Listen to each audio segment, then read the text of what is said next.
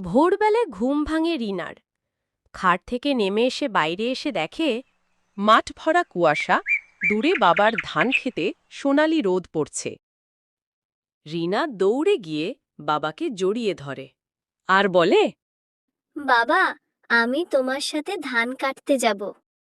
বাবা হেসে বলেন, তুই এখনো ছোট রে, তবে আমার পাশে থাকলে তোর হাসির শব্দে ধানও যেন বেশি দোল খায়। রিনা বাবার সঙ্গে মাঠে যায়।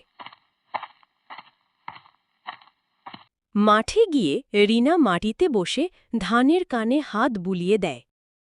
পাশে মা আসে হাঁড়িতে ভাত আর আলু ভর্তা নিয়ে। সকলে মিলে খেতে বসে মাঠেই।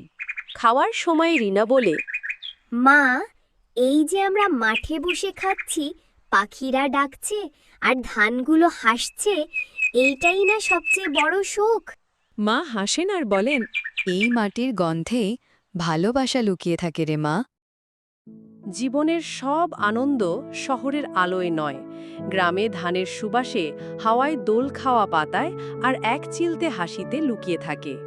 গল্পটি ভালো লাগলে ভিডিওতে লাইক আর চ্যানেলটি সাবস্ক্রাইব করতে ভুলবেন না।